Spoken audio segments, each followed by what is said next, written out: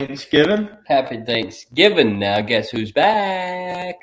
Yeah, everybody's home with the family right now. It's good to be back with everybody, especially Levi over here. Finally decided to get back on the stream real quick, you know what I mean? Yeah, so I had to let you do your thing now.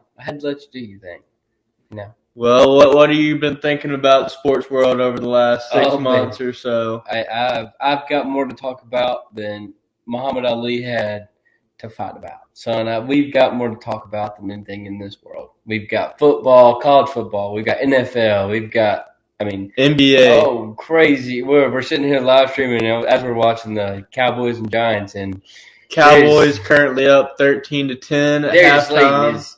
Somebody's hurt right now. Darius Slayton is one of the most underrated wide receivers in the league. But we're going to get into college football, NFL. We'll talk about a little bit of MLB, hot links with the trade talk and free agents.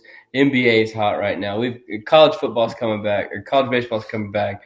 We have so much to talk about, folks. It's on, baby. We are in the greatest time of the year to be a sports fan. This is what they say. The greatest time of the year to be a sports fan is this time of the year. Well, might as well start it off with what's the most relevant, and it's Thanksgiving Day football. Thanksgiving Day football, The boys. Lions beat the Bears in a tough one. Barely.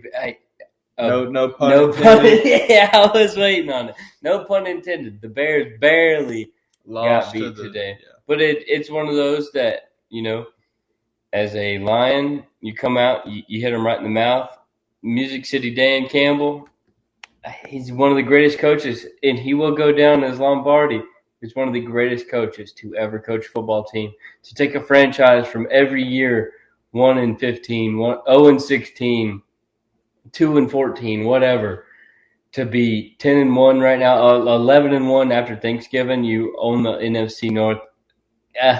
You can't say anything bad about the Detroit Lions. You can't. There is nothing bad that you can say. Now, today, they got comfortable, and Dan Campbell told them, hey, you can't be comfortable. That's just anything. In life in general, you can't get comfortable, right? It's okay to be a little comfy, but it's better to be uncomfortable than be comfortable. And them Lions, they almost got way too comfy today. Caleb Williams, I can't stand you. But game to game, man to man, that dude right there is a quarterback. Millions, you heard it first. Caleb Williams is a quarterback. He had some plays today. Him and DJ Moore, and with Keenan Allen as a veteran wide receiver, dude, the Bears got something cooking. That's all I'm saying. I'm not saying they're good. I'm not saying anything. Now, all I'm saying is the Bears got something cooking. If Keenan Allen can stay healthy for a full season, Caleb Williams has someone to throw to. DJ Moore, yes, he's a very good wide receiver. Obviously, they're number one. Keenan Allen's number two. But Keenan Allen is the vet. He's like the Randy Moss to the Tom Brady and the Patriots. Like, he's got to bring that, hey, I know what I'm talking about. I know what I'm doing. He's got to bring that to the table. And if he does, I guarantee you the Bears for the next 3 years, they will win playoff games. They'll be a contender. That's a bold prediction to go out there and put out, but I'm here for it. We love a good bold prediction. I mean, right now you've got the Lions and the Chiefs at the top of the heap in the NFL. Which one do you think is the better team? Lions, dude. The Lions will beat the Chiefs, I would say, 7 out of 10 times. And if the Chiefs wins, it's because some kind of mishap with interception or a fumble or a missed field goal, something like that. All in all, through and through, defensively, offensively, the Bears or the Lions are not losing to the Chiefs. They're not. Do you think that'll be our Super Bowl matchup, or do you see the Chiefs or the Lions? I want to say yeah. Knocked off? I want to say yeah because of the luck that the Chiefs have. Yeah, it's luck. Yeah, right. Like, as I'm sitting here in a Drake London jersey, just destroying the Chiefs. I mean, I know the Lions are a fact. The Lions are the best team in the NFC. There's not another team in the NFC better than the Lions. There's not. Through and through, all in all, I'll say it 100 times. There is not a better team than the Lions. But it's just like Georgia. Sorry to kind of get off topic. It's like when Georgia played Texas. That's the Georgia that we know we have. Mm-hmm. The Lions that played today were not the Lions that they know they have. When they put up 51 against a couple weeks ago, when they put up 51 points against the Chargers or something like that. Yeah. He put up 50. That's the team. So I could tell two teams. You got the Georgia that played Texas and the Georgia that played Ole Miss. Exactly. You never and know. It's like, and that's the scandering part about football. Of one day you'll come out here and you'll put up 80 points, or one day you may put up negative 80 rushing yards or passing. Like it's a hit or miss every single time. That's the beauty in what these guys are doing. That's the beauty in it. And the beauty in what we're doing is to be able to talk about that. And if we can bring out the art and what these guys are really doing and be appreciative of more or less the athlete than the game or the numbers and all that, just be appreciative of the athlete. These football guys are, they're putting their bodies on the line day in and day out. The average Joe will not be able to ever say that he could do that. Look at Dak Prescott. He's sitting up here watching this Thanksgiving Day game from the stadium hot seats because he's hurt again. Yeah, and he's getting paid $200 million. So, realistically speaking, you don't know when your tomorrow is going to be done. You don't know that. So wake up especially these athletes. They put their bodies on the line, this and that. Yeah, but it comes down to, at the end of the day, if they don't win a championship. What's the point of doing any of it? How much longer would you give the Cowboys until you think they should move on from Dak? I'd probably move on from Dak. You got 3 years max, because he just signed like a 3 or 4 year contract. I think it's like a 4 year. So, but in the next 5 years, he's not their quarterback. Yeah. If I'm the Cowboys, I'm getting Shedeur, and I'm making him. It's basically like Michael Penix. Michael Penix, people don't understand. Michael Penix will be the greatest quarterback to come out of the NFL if he's not careful. If Michael Penix messes around and does his thing the right way, he will have came into a system that's broken, learn the system that's getting refurbished by Kirk Cousins. If he can relearn that system that's getting refurbished by Kirk Cousins, and yes, the Falcons' defense is so trash that they make the Cowboys' defense look like top notch. Frick the Cowboys. I hate the Cowboys. I'm so sorry. But if the Falcons come out, but Michael Penix, if he can learn the offense and go through Kirk Cousins' motions and learn that veteran mindset, that's exactly what they need to do with Shedeur. If Jerry Jones is stupid if he doesn't try to draft either Travis Hunter or Shedeur. Get a weapon for your quarterback. If Dak's going to be your lifetime quarterback, get him a weapon. Get him somebody who can, do something. If you're not going to make Dak your weapon, go get you Shedeur. Then work off Shedeur and let him learn through Dak. It's a system. Tom Brady said it best. You have to learn the system before you learn the game. There's not any quarterback who goes out in the NFL who doesn't know a system. It's all it is. It's a system profit thing. At the end of the day, you teach a quarterback to be a system quarterback. I have my plays. We have our playbook. We're putting it in motion. This is what I want you to learn, and this is how I want you to do it. That's all you got to do. It'll be a couple more years, though, till Shedeur gets ready to get drafted. But he's got Shedeur's in the draft this year. He's leaving Colorado. Already? Colorado will not have Travis Hunter or Shedeur next year. Dang. Yeah, they're done. They're done. They're done. No, it's not leaving. They're done. Like, they know for a fact that they can't milk college anymore. It's over with. Right? It's time to make the big. If you're going to be running around with a rollie on your wrist and making all these big facades and you're done to taunt people, it's time to play with the big boys and let's do the big thing.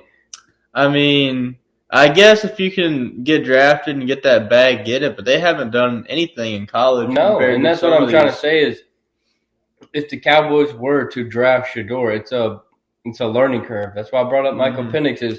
Michael Penix has been in college for 6 years, and he learned through Indiana. And then Indiana was trash, so he transfers to Washington. He gets under Kalen DeBoer, learns the system that Kalen DeBoer has. I'm glad he learned it because I don't think Jalen Milroe figured it out yet. And that's what I'm saying is it's a system. Learning the quarterback trade is almost like being a manager of a car salesman, like a dealership. You have to facilitate each salesman to do this, to do that, to make this, to make that. Every quarterback out there is saying, "Hey, salesman, hey, wide receiver, hey, running back, I need you to do this." And it's like a car sales manager. You have to facilitate the floor. And For Michael, like I keep bringing this up, the Cowboys will never be good unless they teach a quarterback a system. You brought Dak Prescott in, and you expected him right out of the gate from Mississippi State to come in here and own the NFL. Well, he had Ezekiel Elliott, too. And that's cool. But as a quarterback, Dak Prescott hasn't done anything. He has never won a playoff game yet, and may have won a couple playoff games. I don't even think they have. I think he won one. It's they're putting so much into these quarterbacks, starting them young, making them, hey, you have to. It's like Caleb Williams. You have to learn how to do this, how to do that on the fly. No, teach these quarterback a system, and then let them come in when they're 2 or 3 years into their league or into their contract, and then you play them, and then you teach them, hey, you for the last 3 years, you've seen how the system works. You know what our routes are. You know what this is. You know what that is. Do that. Implement that. If Tom Brady is literally sitting there saying, I went to Michigan not to play football, to learn how to play quarterback, and he learns quarterback at Michigan, and then he says, I didn't go to New England to win championships. I went to New England to learn how to win championships. It's not you have to learn how to do things. Before, you don't learn how to walk before you run. You know what I mean? You got to learn to walk before you run. Yeah, no, I get it. It's crazy that these. I mean, culture is what wins championships. You can't just have. We've seen plenty of good teams like the Lakers when they threw in like Russell Westbrook and tried to bring in all those free agents, DeMarcus Cousins one year, Melo. You can't just put talent together and expect it to follow. You got to have the good winning system built. That's why, like KD with the Warriors, they already had that established championship culture before he came. LeBron with the Heat, Pat Riley had already built the championship organization there. And those are the two most successful super teams that we've seen. But we've seen a lot of them flop just because they hadn't been able to establish that winning culture. But that culture is hard to build. So, I mean, it's not easy. It's easier said than done, but that's the bad part. Is way easier said than done. I mean, if you look at the Cowboys, they had a coach, Jimmy Johnson, who was able to establish that culture. Then Jerry Jones got jealous and fired him. They haven't had a coach since who's been able to set it up like that. Jimmy Johnson is always going to go down as one of the greatest coaches ever. From Miami to leading Dallas, the Miami teams that he led to going to Dallas and winning all those championships, Jerry Jones took it as, okay, you're trying to one-up me. Get out of my system. It's not how this works. And it's like Jerry Krause and Michael Jordan. Well, it's like he wanted more credit. All right, first off, folks, let's talk about how goofy Jerry Jones is to begin with. You build an $80 million stadium, and the light of the sun is in your wide receiver's face. Your wide receiver, CeeDee Lamb, had a ball in his hands 3 weeks ago. It was in his hands, and he dropped it because he couldn't see. But you build an $80 million stadium. It's so cool. You have this big, the board up top, whatever. But you do all these things, and you make all this money, and you show off your money, but you're not implementing that into your team's motion. Forget 3 weeks ago, CeeDee Lamb dropped 3 passes. Like today. Exactly. We're literally watching the game, and come on. It blows my mind. Realistically speaking, Jerry Jones will go down as one of the worst owners of a team ever. His first 3 years, he won the championship every year, his first 2 or 3 years. And then after that, he hasn't won one since like the 90s. He's a Hall of Famer. Oh, Jerry, get out of here. Go, Jerry. Go home. Jerry Jones, you don't belong here. We don't like you, Jerry. Speaking of Hall of Famers, I don't know if you saw this, but Robert Kraft got skipped over again for the Hall of Fame. He will. What do you think about that? He will. The only way Robert Kraft goes into the NFL Hall of Fame is when he dies. You heard it here first, unfortunately. And I hate to be that guy. But don't treat him like they did Pete Rose. Oh, well, he's alive. Let's do all this stuff about it. But when he's dead, let's praise his name and love him. They did that with Pete Rose. Pete Rose will be in the Hall of Fame, I guarantee you, within the next two years. This year he probably won't, but I guarantee you within the next year they'll do the same thing. See, it's the same kind of stuff. Oh, he's here. Well, let's not praise him too much. He messed up. Oh, let's point the finger to him, but he dies. And See, I don't think they'll let Pete Rose in the Hall of Fame in the next couple of years just because they don't want to look hypocritical. Yeah, and it may not be the next couple of years. But do you think Pete Rose will be in the Hall of Fame, I guarantee, in the next 5 years. Do you think he should be a Hall of Famer? Yes, everyone knows Pete Rose deserves to be in the Hall of Fame. Yo, what? He put $100, and he didn't even bet realistically. Yeah, he bet against the game. But who wouldn't? You're retired. You're retired. You have $100 million. You know you're going to lose the game. Your team's trash. He wasn't retired, though. That's the problem. Well, your team's trash. Your team's trash. You have $100 million to your name. $100 to Pete Rose was $10 to me. That's a lot of money. To me, $10 is a lot of money. To him, $100 ain't nothing. I would have done the same thing. Every man. I mean, maybe not you. We know how you work. But every man, most men, would have been that way. And it's not. Well, let's be more respectful to the men out here. Know how to hold down their finances. That ain't got nothing to do with holding. It's a moral thing. I wouldn't even talk about the dang money. I wouldn't even talk about the money. It's a moral thing. 90% of men would have Pete Rosed it and said, yeah, I'm going to put my $100 down for my team to lose this game because we suck. We're trash. It's okay. And it's obviously frowned upon. Shoeless Joe Jackson, all them boys, the Chicago White Sox. Black Sox. Black Sox. Black Sox, yeah. Through the World Series. Shoeless Joe is innocent, though. Shoeless Joe Jackson. Shoeless Joe Jackson. I've already written my letter to Rob Manfred. He never did anything about it, but he did answer, actually. Rob Manfred. Worst commissioner in pro sports right now. Oh. Now, on the last note, though, of NFL Thanksgiving, I know we got off topic for a little bit, but what are you thinking about the Packers game here in a little bit? I'm taking the Packers to win. Yeah, Packers will definitely win. I think that Tua comes out and goes hot in the first half. Him and Tyreek have a big first half. But Jordan Love, he will show you why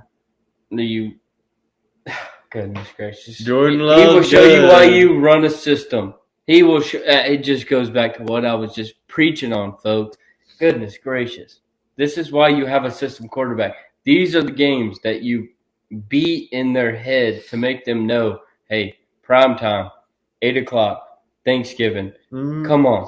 Throw for 300 yards. Throw for 4 touchdowns. Like, this is the kind of game that makes you who you are. He did get to learn under Aaron Rodgers for the last That's what I'm saying, dude. You learn from Brett Favre. You learn from Aaron Rodgers. Who learned from Brett Favre? Who learned from who?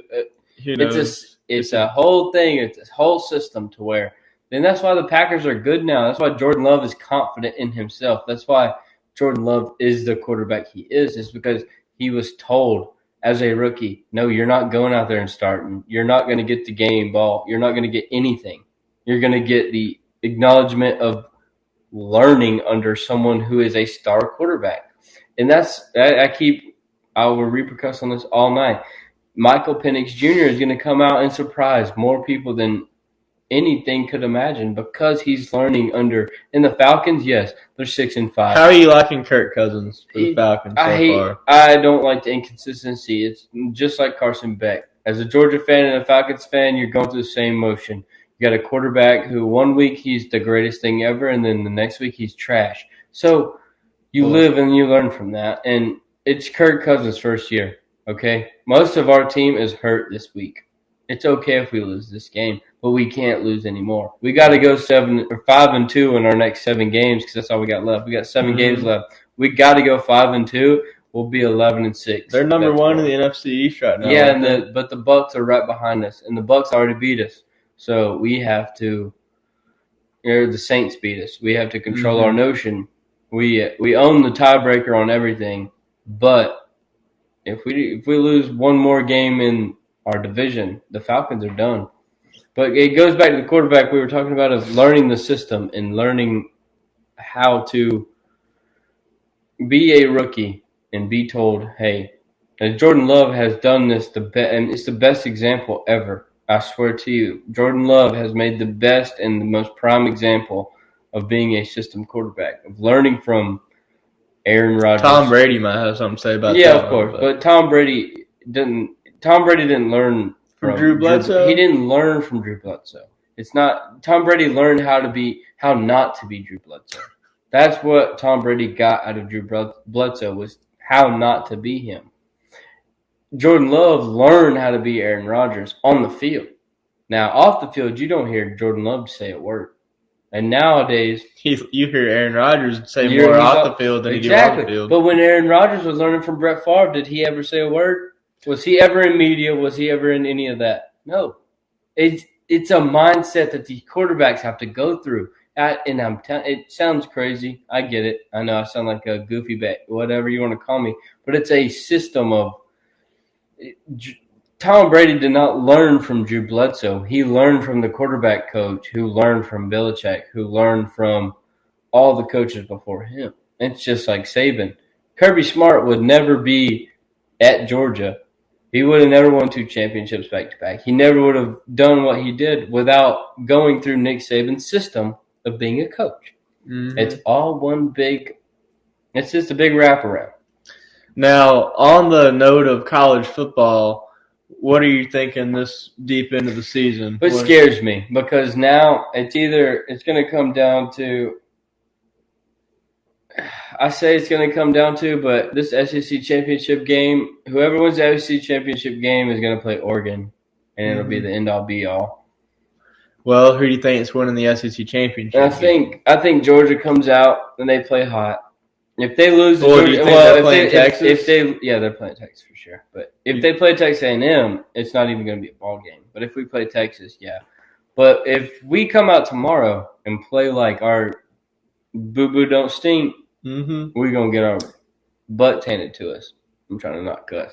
We're going to get our butts handed to us. Like, for real, we are going to get slaughtered. But we got to come out tomorrow with almost like a chip on our shoulder of aggression that we got to show something. We got to show something. But I think it'll be Texas or Texas A&M. That's the only 2 other people. It comes down to rivalry weekend. Whoever wins this game goes to the SEC championship. And if it's Texas A&M, I don't know if Georgia has the defense to stop that quarterback that they got. But how confident are you in Georgia beating Georgia Tech tomorrow? No, I'm 100%. We're going to beat them. But it's all about how we come out to beat them. Mm-hmm. It's not about if we beat them. It's not about if we beat them 25-0, 30-0, 28-25. Like, it's not about the score. It's nothing. All it comes down to is, are we going to punch them in the mouth or are we not? That's all that comes down to. And it's just like an SEC championship. And from here on out, every game Georgia plays, we're either going to punch you in the mouth or you're going to beat us. There's no other way around it.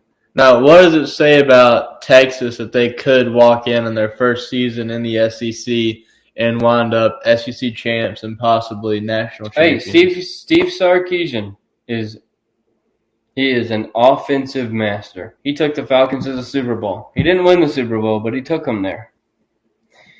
And he just had to run the football. If Steve Sarkisian gets 15 points on you, 20 points on you, and he learns to just run the football, whether you go down and out and trust the defense, Steve Sarkisian is one of the greatest coaches, mastermind coaches, just from overall learning how to read a defense, make offense work, score the ball. Steve Sarkisian is that guy.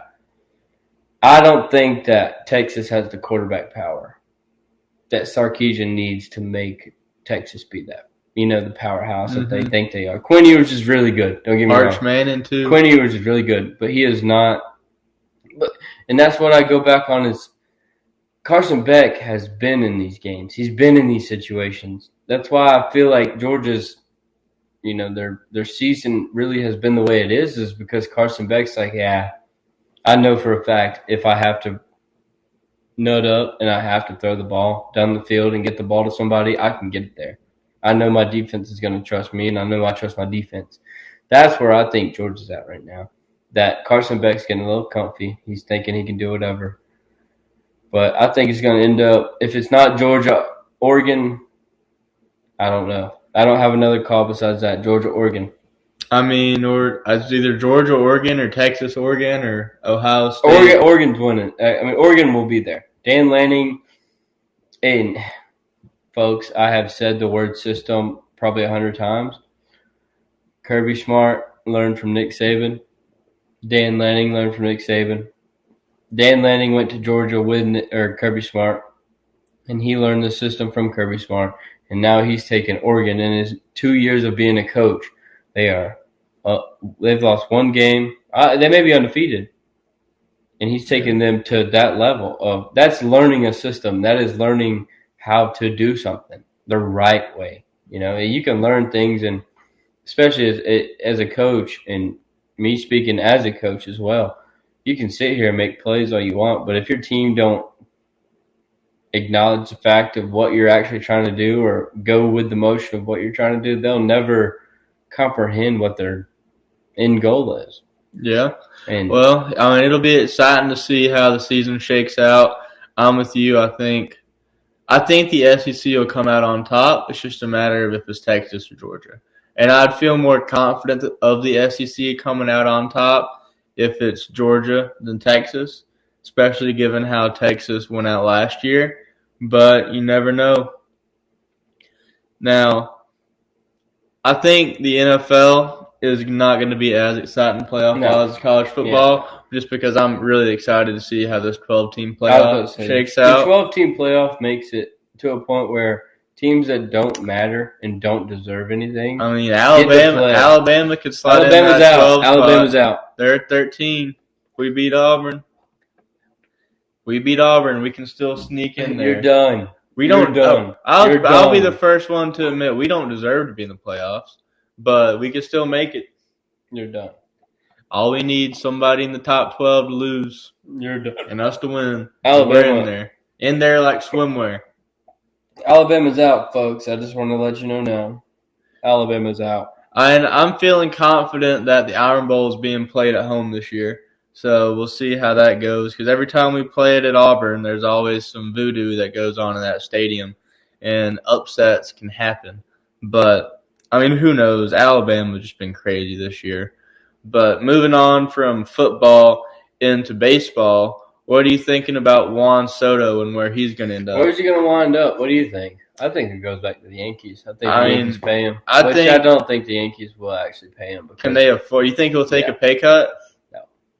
So who's him? I think Giancarlo Stanton. That's a lot of money going around. He'll wind up with San Francisco or some shit like that. Some team that wants to be in the contention. I think if he's going to leave the Yankees, he'll go to the Mets. No, he won't go to the Mets. Mets can't afford him and Francisco Lindor. It's just too much. Francisco Lindor is going to have to get paid. Pete Alonso is going to have to get paid. All these teams are in the same contention of, what about the Blue Jays? Drew Lock fumbled, baby. Vanderbilt quarterback is trash. Cowboys ball. Frick the Cowboys. But anyways. Yeah. The Blue Jays, they got a shot at it. The Blue Jays are trash. Nobody's getting that's why they got money. No, but nobody is. He'll either re-sign with the Yanks or he'll go to San Francisco. And it's because the only reason he'd go to San Francisco is because at the end of the day, he's staying on the West Coast. You mean leaving and going to the West Coast? Yeah, that's what I meant. Like he's on the East Coast right now, but I meant like he's going to the West Coast and he'll be. No worry, no care. He's making $800 million trillion, and he may be trash, but he don't care about that. None of these cats care anymore. Juan Soto had a good World Series. If Aaron Judge would have showed up, it might have made a difference. Him and Giancarlo Stanton both, but I think he'll wind. I don't think. To me, I want to say he'll wind up in San Fran just because of the money, but it's like, San Francisco's so unappetizing that. No big name is going to go to San Francisco. I just think that it's crazy to leave the situation when you were just in the World Series. Like, I don't know. Even if money is an issue, when you're in the, hundreds of millions of dollars, at a certain point, you got enough. Try to go make a run of it again. Because if the Yankees could have just played good, if Aaron Judge could have showed up, they could have easily won that series. They would just hit the ball. But we'll have to wait and see. When does MLB free agency usually kick into high gear? When do you think we could expect to see Juan Soto make a decision? I guarantee it's before February. I would guarantee that something before February happens, and if it doesn't happen before February, that means the Yankees are trying to reconfigure their contracts and their structure of their lineups and pitching rotation and everything, and that they're trying to make a statement. Mm-hmm. So if you don't hear – go, baby, go, baby, go, baby, go, baby, go, baby. Let's do it. Let's go. Cooper Rush. I have him for 218.5. Oh, thank you, Turpin. But if you – at the end of the day, realistically speaking, if you don't hear anything by February – maybe even March. I would say the end of March or beginning of March. If you don't hear, if you don't, close. That's. I mean, spring training's end of March, April. Pitchers report in like the beginning of April. So give it a month before spring training. And I don't necessarily know the deadline of free agency and everything. I can't sit here and say I do, but it definitely makes you think. If you start seeing some restructuring happen, and Juan Soto isn't signed by at least beginning of March. God, like I said, signing agency-wise and the deadline, if he can be signed before March, then I guarantee you it'll be the Yankees or somebody who – and if it is the Mets, God forbid. As a Braves fan, we deal with Juan Soto for a – we literally watched Juan Soto and Steven Strasburg do their thing. Like, that's not – Cooper Rush for a tutty. Ooh. Oh, he's down. Interception in the end zone. He's down. That's a fumble. He's down. His leg was down. But we deal with Juan Soto and Steven Strasburg long enough, but we don't have to deal with freaking Juan Soto anymore.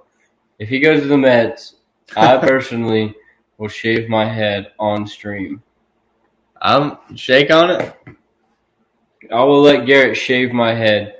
If Juan Soto, this is the thumbnail. Yep. We'll see, folks. I'm so serious.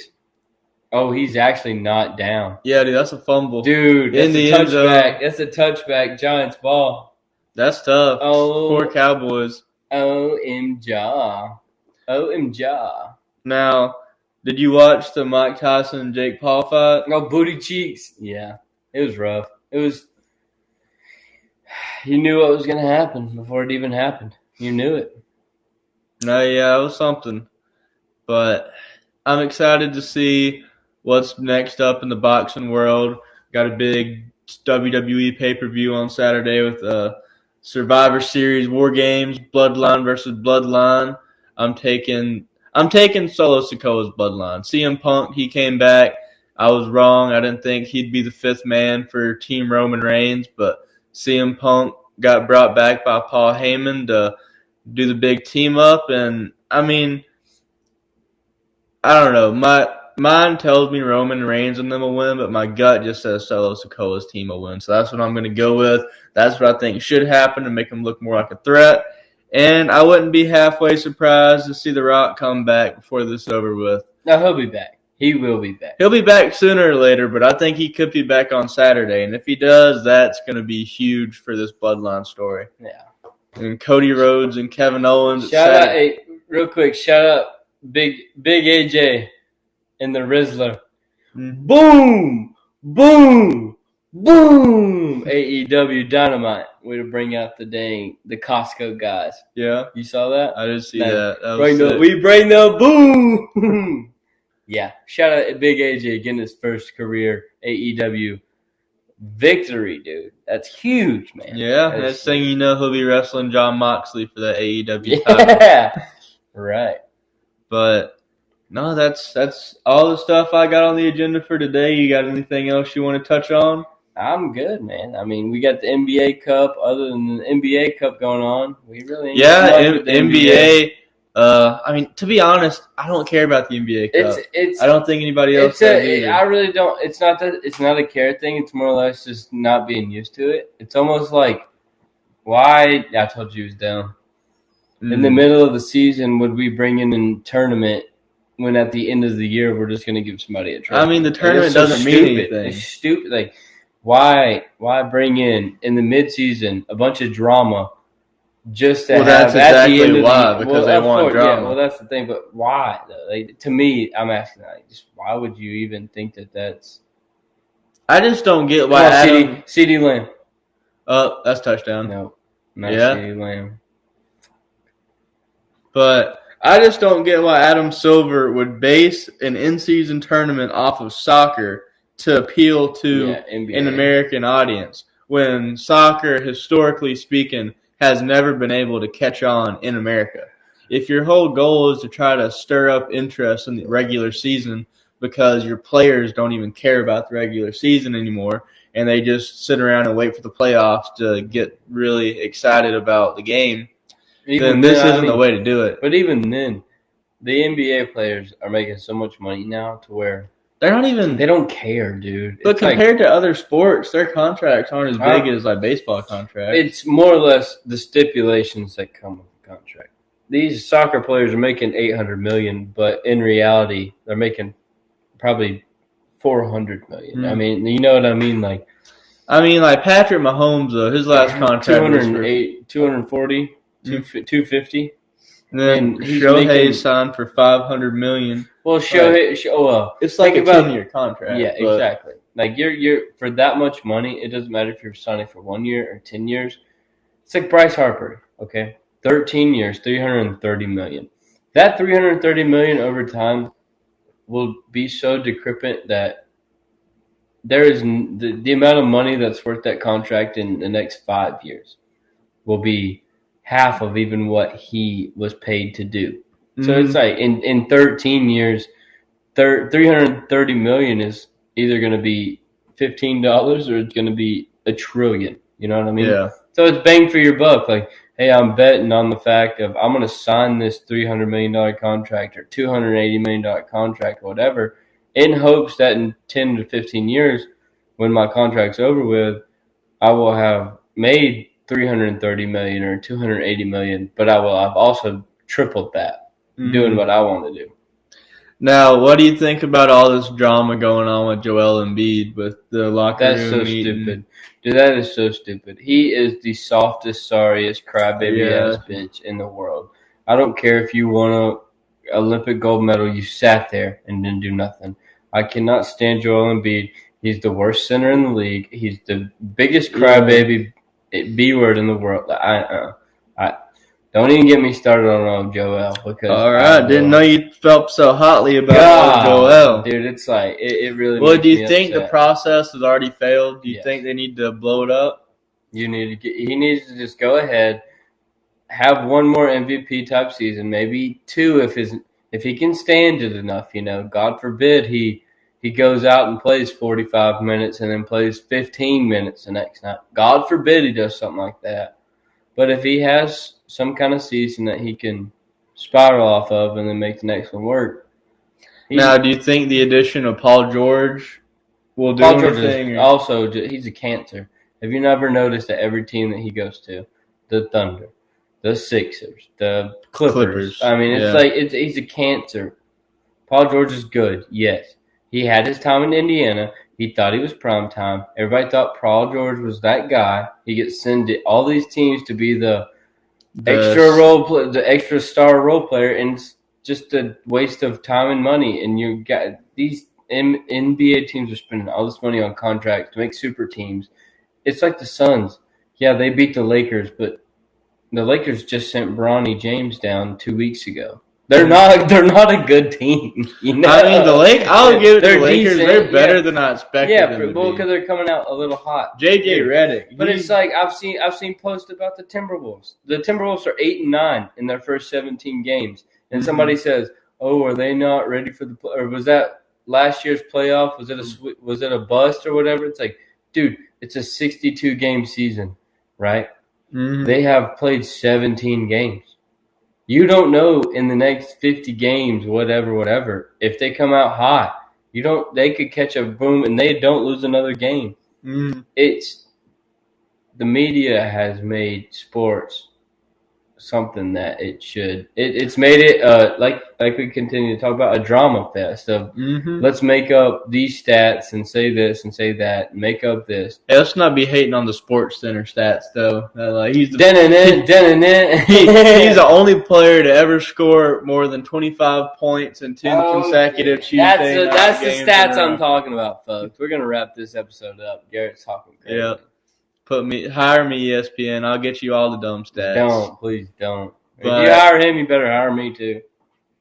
Yeah, well, folks, we thank you for tuning in on this fine Thanksgiving. Hope y'all enjoy it with you and your family. Yep, y'all have a good one. Love you.